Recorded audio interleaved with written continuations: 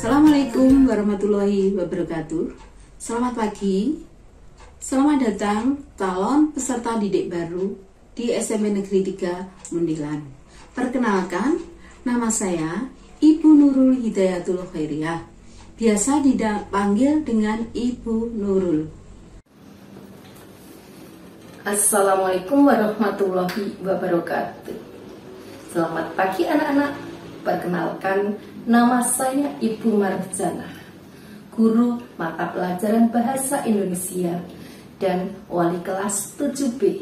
Assalamualaikum warahmatullahi wabarakatuh. Selamat siang anak-anak. Saya akan mengenalkan diri. Nama saya Ibu Wahid Sunardi. Saya wali kelas 7C. Assalamualaikum warahmatullahi wabarakatuh. Selamat siang anak-anak. Perkenalkan, nama saya Pak Sarjono, panggilan Pak John, mengajar mata pelajaran IPA kelas 7A, B, C, D, dan E, dan sebagai wali kelas 7D. Assalamualaikum warahmatullahi wabarakatuh. Halo anak-anak, apa kabar? Alhamdulillah. Selamat datang di SMP 3 Mundilan. Perkenalkan, nama Ibu Siti Nurunia, bisa dipanggil Bu Nur. Ibu mengampu mata pelajaran pendidikan agama Islam dan menjadi wali kelas 7E. Assalamualaikum warahmatullahi wabarakatuh. Selamat datang anak-anakku di SMP Negeri 3 Mundilan, sekolahan tercinta kita. Anak-anak, saya akan memperkenalkan diri. Nama Ibu Sri Widayati, tapi Ibu biasa dipanggil dengan Ibu Murni. Saya ngajar kelas 7 dan 8 pelajaran bahasa Inggris. Dan saya menjadi wali kelas 7F. Assalamualaikum warahmatullahi wabarakatuh. Anak-anak, saya wali kelas 7G. Perkenalkan, nama saya Ermawati Mei Dayani, dipanggil Bu Meida. Anak-anak sekalian, kita semua tahu bahwa saat ini kita masih dalam suasana pandemi COVID-19. Oleh karena itu, untuk mendukung program pemerintah dalam penanggulangan COVID-19, pembelajaran akan dilakukan dengan secara daring. Meskipun pembelajaran dilakukan dengan cara daring, kalian harus tetap semangat dalam belajar agar tercapai cita-cita kalian. Carilah ilmu sebanyak-banyaknya selagi kamu masih muda, selagi kamu dapat, karena ilmu adalah harta karun yang akan mengikuti pemiliknya kemanapun mereka pergi. Anak-anak sekalian, mari kita berdoa bersama memohon pada Allah agar suasana pandemi COVID-19 ini segera berakhir dan kita akan bertemu dalam pembelajaran dengan tatap muka di sekolah dengan pembelajaran yang aktif, kreatif, dan menyenangkan. Sekian, terima kasih. Wassalamualaikum warahmatullahi wabarakatuh.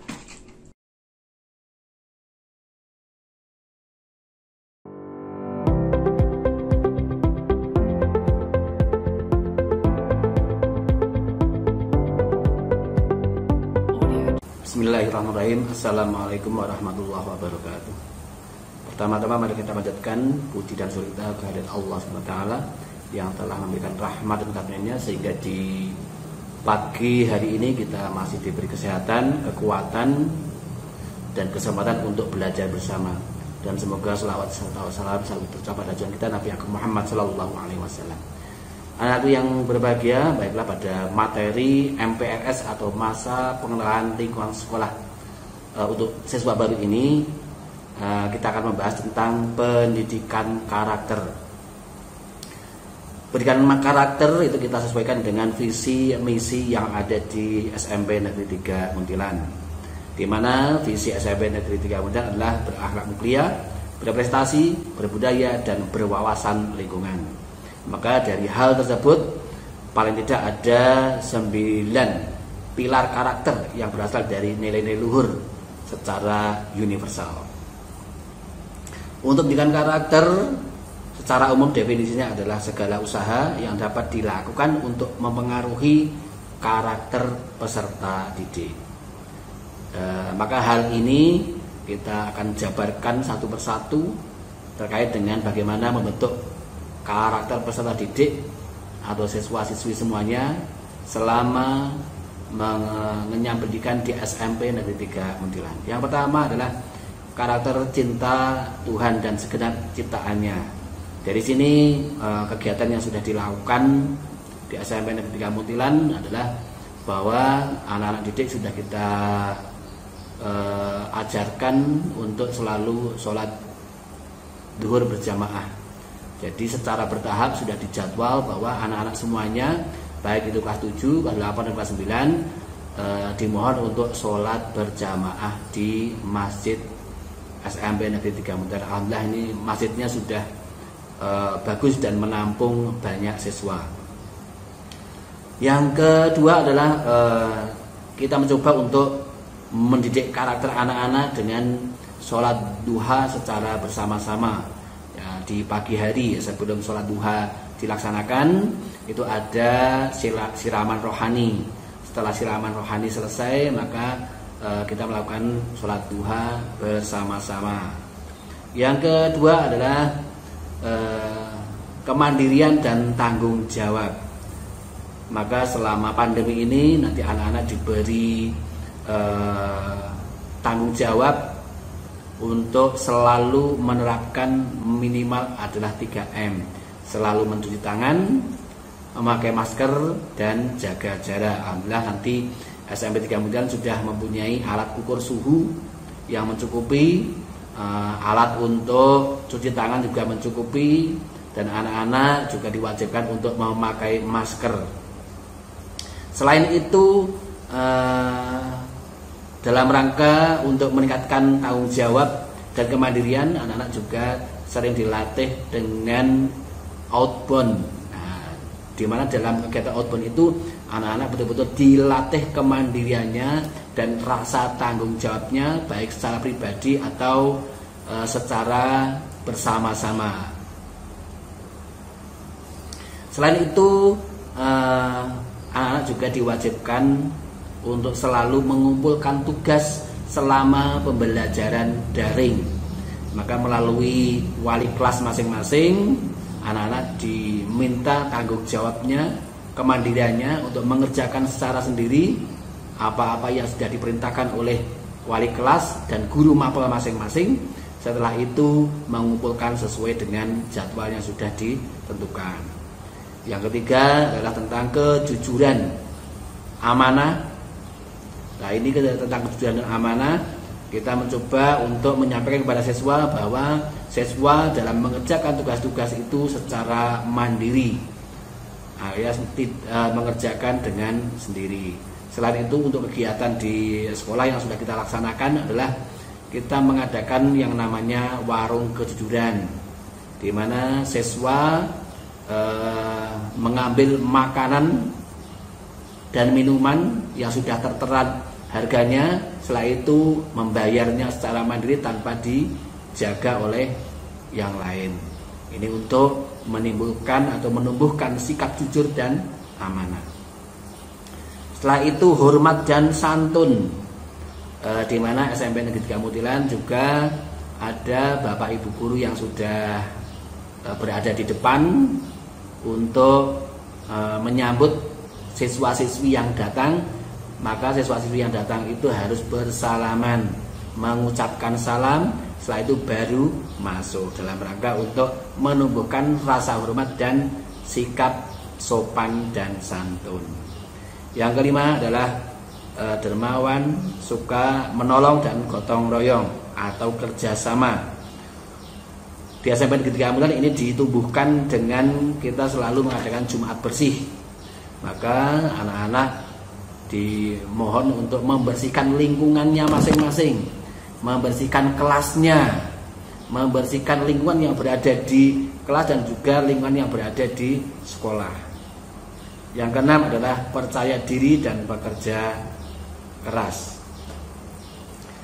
Di mana anak-anak dalam rangka menumbuhkan karakter percaya diri itu anak-anak selalu kita ajak untuk melaksanakan kegiatan yang berada di luar.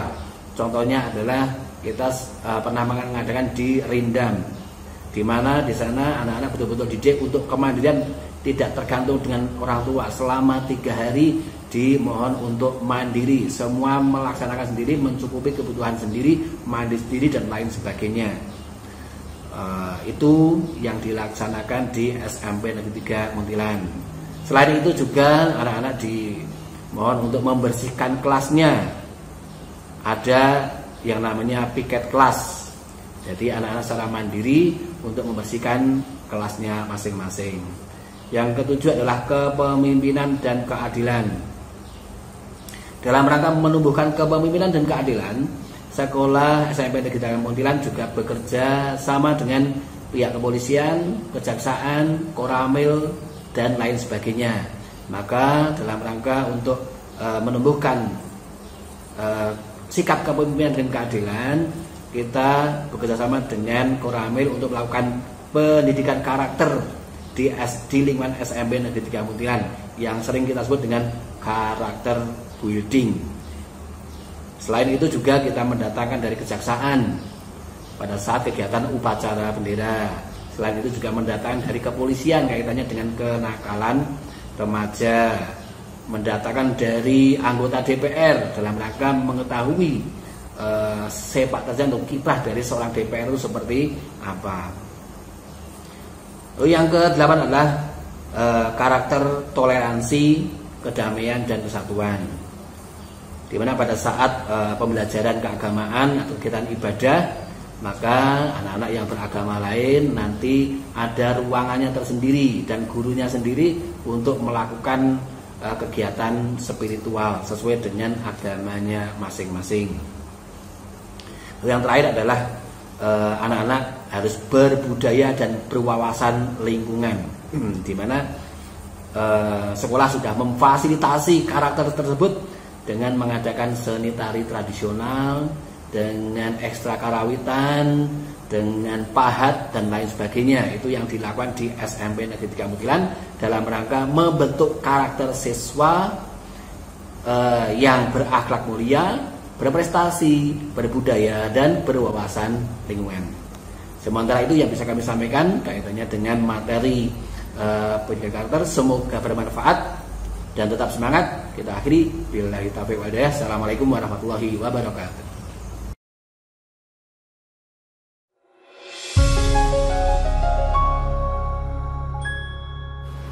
Assalamualaikum warahmatullahi wabarakatuh. Selamat pagi anak-anak. Sehat? Alhamdulillahirabbil alamin.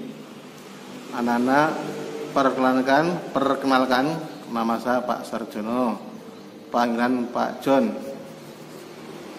Pada kesempatan ini Pak John akan memberikan materi tentang kenakalan remaja atau kenakalan anak-anak. Untuk mengawali pertemuan kita ini, maka Pak John akan memberikan 3 macam pertanyaan. 3 macam pertanyaan. 1. Jelaskan definisi atau pengertian dari kenakalan remaja. Definisi atau pengertian dari kenakalan remaja. Yang kedua, sebutkan contoh ciri-ciri perilaku anak yang dikategorikan sebagai anak nakal. Anak yang nakal itu biasanya seperti apa kelakuannya? Kelakuan anak yang nakal itu seperti apa tuh? Sebutkan contohnya apa? Contoh ini. Tidak usah banyak-banyak, 10 aja. 10 macam contoh perilaku, tingkah laku anak yang dianggap sebagai anak yang nakal. Yang dianggap sebagai anak yang nakal. Yang ketiga, Sebutkan 7 faktor penyebab kenakalan remaja. 7 faktor penyebab kenakalan remaja. Nah ya, 3 aja, 3 pertanyaan. Di antara 3 tadi, adakah anak yang bisa menjawab? Yang mana? 1, 2, 3. Nah, kalau belum ada, maka akan Pak jelaskan ya satu-satu. Kalau nanti tidak sampai 20 menit ya. Yang pertama, pengertian dari kenakalan remaja adalah perbuatan melanggar aturan atau melanggar norma atau melanggar hukum yang berlaku di masyarakat. Sekali lagi, definisi dari kenakalan remaja adalah perbuatan yang melanggar norma, aturan atau hukum yang berlaku di masyarakat. Biasa dilakukan oleh para remaja atau anak-anak menjelang usia transisi antara anak-anak dan dewasa. Anak puber biasanya. Jadi perbuatan melanggar hukum atau norma yang dilakukan oleh anak-anak remaja, anak-anak pubertas biasanya. Kenakalan ini dianggap normal apabila tidak menimbulkan keresahan pada masyarakat. Selama tidak menimbulkan keresahan, tidak berlebihan, tidak lebih, maka kenakalan itu masih dianggap normal, wajar. Tapi kalau sudah berlebihan, menimbulkan keresahan, nah itu sudah dianggap pelanggaran yang berat. Itu pertama ya. Itu jelaskan, itu definisi dari kenakalan remaja. Yang kedua, contoh perilaku, tingkah laku, perbuatan yang sering dilakukan anak-anak yang dikategorikan sebagai anak nakal.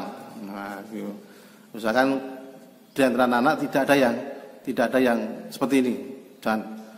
Jangan seperti ini, tidak bagus. Karena anak-anak adalah anak-anak yang solihah. Pasti tidak mungkin seperti ini. 7. Contoh perbuatan anak nakal adalah contoh perbuatan anak yang dikategorikan nakal adalah contoh perbuatan anak-anak yang dikategorikan sebagai anak yang nakal adalah 1. Contoh kabur dari rumah untuk beberapa hari. Apalagi untuk cewek ya, perempuan enggak boleh itu. Kalau laki-laki jarang normal ya, tapi kalau perempuan kabur dari rumah beberapa hari, beberapa minggu sampai berbulan-bulan tidak pamit pada orang tua. Wah, itu bahaya itu. Kalau sampai diketahui oleh Pak RT, tetangga, sudah mati dia sebagai anak yang nakal. Apalagi perempuan. Dan sampai 1. Kabur dari rumah. Yang kedua, membolos sekolah. Bolos sekolah. Tidak masuk sekolah. Masuk tapi terus bolos. Bisa melompat pagar atau memanjat pagar dinding sekolah, bolos. Tidak bagus, tidak boleh dilakukan ya anaknya. Membolos sekolah, bolos, lompat pagar, lompat dinding sekolah, melompat. Tidak perlu dilakukan, tidak boleh dilakukan. Yang ketiga, merokok. Merokok itu kalau untuk yang sudah kerja, enggak apa ya. Tapi kalau untuk anak-anak tidak boleh merokok. Uang untuk beli rokok itu lebih baik ditabung untuk beli buku atau beli suplemen makanan atau beli multivitamin biar tambah imun, kebal untuk menambah antibodi, ya, biar tidak terkena COVID. Nah itu ya, merokok yang ketiga, termasuk ciri anak yang nakal dalam tanda kutip. Ada yang merokok di sini? Ada ya, ada. Di antara anak bisa ada yang merokok. Tidak usah tuh jadi, kita tahu kok, masih ada yang rokok. 1, 2. 4. Minum minuman keras. Minum minuman keras. Alkohol. Pada ya di fermentasi itu jangan sampai. Tidak boleh. Untuk anak-anak tidak boleh minum minuman keras. Minuman keras itu untuk dikonsumsi oleh orang-orang di daerah beriklim dingin. Untuk di Indonesia itu karena iklimnya katulistiwa panas. Kalau minum minuman keras biasanya justru mabuk. Situasi cuaca panas, badannya panas, tambah panas kuadrat tadi mabuk. Kalau di daerah dingin tidak mabuk. Itu jangan ya, yang keempat ya. Hati ciri anak yang kali itu adalah suka minum minuman keras. Suka minum minuman keras. Boleh. Yang kelima, mabuk. Minuman keras, mabuk, minum alkohol sampai mabuk, play, enggak boleh. Termasuk melanggar aturan, melanggar norma. Enggak boleh ya. Yang keenam, balapan liar. Biasanya ada anak-anak yang di daerah tertentu di kota-kota itu biasanya Jakarta atau di daerah kota besar biasanya malam hari balapan liar, terus knalpotnya dilepas sehingga suaranya membuat bising lingkungan. Nah, itu termasuk melanggar, meresahkan masyarakat, nggak boleh, jangan dilakukan balapan liar. Kalau balapan ya sebagainya yang legal, seperti Rossi ya, balapan di trek yang benar. 7. Tawuran pelajar. Kenakalan yang ke-7 yang sering dilakukan anak yang nakal adalah sering tawuran pelajar. Tawur bersama-sama, massal. Kalau sendiri nggak berani. Jadi nggak berani sendiri, tapi berani kalau banyak orang, banyak teman itu. Bareng-bareng koyoan. Nggak boleh itu. Nek dirawani. Kurang jantan ya dirawani. Wanine bareng-bareng kancane. Nggak boleh ya. Nggak boleh tawuran pelajar. Tidak baik. Daripada tawuran lebih baik untuk ngaji. Untuk pahala, enggak swarga, untuk bidadari, enak tuh. Tawuran, kurang berjari, mati, meninggal dunia. Wisata ke alam barzah, repot tuh. Anak bisa mengakses semua apa saja yang diinginkan, termasuk film, gambar-gambar yang tidak pantas, gambar, film yang tidak pantas, saru-saru, borong-borong, itu dilihat. Ada rasa ingin tahu, kecuali kalian anak yang solih, yang dibekali agama, yang selalu dikontrol oleh orang tua, selalu tidak sampai seperti itu ya, tidak sampai seperti itu. Nonton film yang porno nggak boleh, karena mata kita ini, kalau sering untuk melihat barang-barang yang gambar-gambar atau video yang porno, mudah kena katarak. Mata kita ini kalau sering melihat film video yang porno, saru-saru, mudah kena penyakit katarak. So gede, burung asli kok katarak.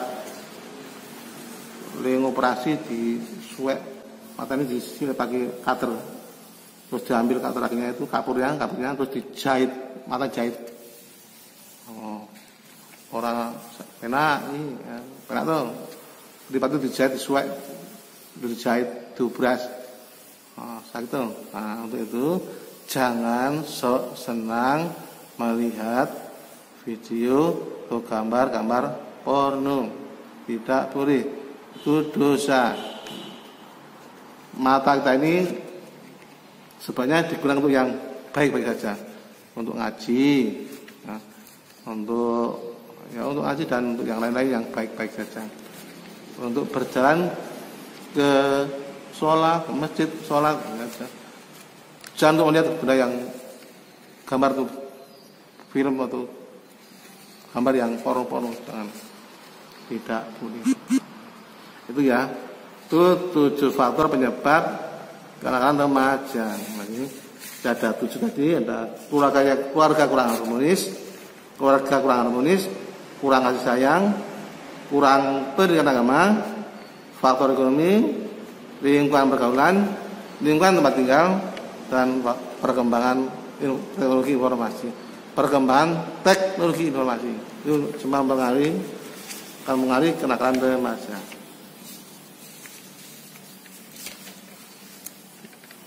Untuk mencegah semua itu bisa dilakukan dengan beberapa cara. 1, memperbanyak amalan sholat. Orang itu biasanya kalau sholatnya bagus, pribadinya bagus, kelakuannya bagus. Tapi kalau sholatnya nggak bagus, sholatnya sak-sai, biasanya ya kelakuannya tak kena. Sak-sai, pribadi sak-sai, tak bagus. Maka kuncinya adalah sholat. Syukur sholat di awal waktu, syukur berjamaah, tumakninah. Sholat di awal waktu secara berjamaah dan tumakninah. Insyaallah kita jadi anak yang baik, terhindar dari setan itu, terhindar dari pengaruh-pengaruh yang buruk ya. 1, sholat, amalan sholatnya diperbanyak dan diperbaiki. Sholat itu rapi, sholat wajib toh, sholat sunnah dilakukan, tahajud kalau malam hari, kalau pagi duha, qobliyah ba'diyah sholatnya, qobliyah ba'diyah sholat wajib itu, qobliyah ba'diyahnya dikerjakan. Jadi kalau pagi, bangun pagi, tidak usah terlalu pagi, cukup jam 4 atau jam setengah 4 untuk tahajud, witir. Terus setelah itu sholat subuh diawali dengan qobliyah subuh atau sholat fajar. Nah, itu kalau kalian tahu pahalanya, wah pol bayaknya lebih baik dibanding dunia seisinya kalau tahu dan yakin dan iman. Nah, itu sholat. Yang kedua banyak berzikir pada Allah, berzikir istighfar dan sebagainya, berzikir istighfar dan sebagainya pada Allah. Dan sering-seringlah mendengarkan tausiah agama.